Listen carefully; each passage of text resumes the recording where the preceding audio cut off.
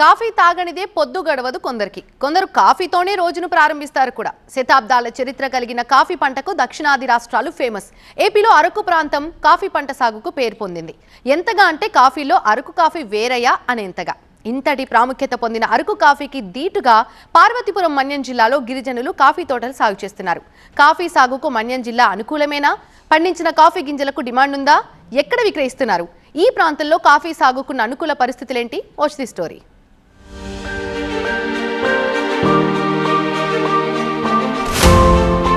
ఏపీలో కాఫీ సాగు అరకులోయ నుంచి ఇతర ప్రాంతాలకు విస్తరిస్తోంది.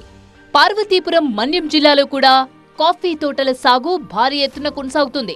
భారీ స్థాయిలో దిగుబడులు సాధించి లక్షాధికారులవుతున్నారు గిరిజనులు. కాఫీలో అగ్రగామి అరకు కాఫీ. కాఫీ సాగుకు శీతల వాతావరణం అనుకూలంగా ఉంటుంది. శీతల ప్రాంతం అరకును పోలిన ప్రాంతం మన్యం జిల్లాలో కూడా కొంతమేర ఉంటుంది. శీతల వాతావరణం ఎక్కువగా ఉంటే దిగుబడులు కూడా అదే స్థాయిలో పెరుగుతాయి. కొత్తగా కాఫీ సాగుకు అనుకూలమైన మన్యం ప్రాంతాన్ని గుర్తించిన అధికారులు రైతులకు కాఫీ పంటపై అవగాహన కల్పించారు. గిరిజన సహకార సంస్థ ఏర్పాటు చేసి ఉచితంగా కాఫీ సాగుకు కావలసిన విత్తనాలు అందిస్తున్నారు. సతాబీ గ్రామం, పాచిపెంట మండలం, విజయనగరం, పార్వతీపురం జిల్లా. మేము ఈ కాఫీ తోట మేమే పండించుకుంటున్నాము. అయితే మగవారు ఎవరు ఇంట్లో ఉండకపోయినా మేము ఆడవాళ్ళందరం కలిసి ఏరుకొని అప్పుడేమో అమ్ముకుంటాము. అవి 15 సంవత్సరాల నుంచి మేమే ఏరుతున్నాము. కాబట్టి ఎక్కువ నీడలో ఉండాలి, చల్లగాలి ఎక్కువ ఉండాలి. కాకపోతే వేరే ఊర్లో తీసుకెళ్ళి అమ్ముకోవాలి. మా దగ్గర మా మండలంలో అమ్ముకోవాలంటే తెలియదు అంటున్నారు. సాలూరు ఏజెన్సీలోని పాచిపెంట, సాలూరు మండలాల్లో పలు గ్రామాల్లో కాఫీ సాగును ప్రారంభించారు గిరిజనులు.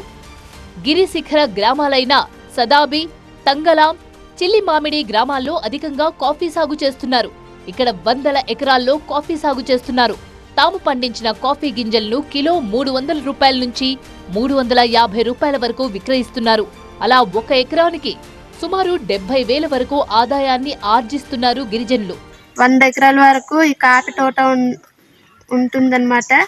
ఇది బాగా పంట వచ్చినప్పుడు ఒక 60-70 వేలు కూడా వచ్చే అవకాశం వస్తుంది. మాకు 15 సంవత్సరాల నుంచి కూడా ఈ కాఫీ పండిస్తున్నారనమాట. అప్పుడు మా తాత, మా మాయగారు ఈ కాఫీ చెట్లు అనమాట వేసారు.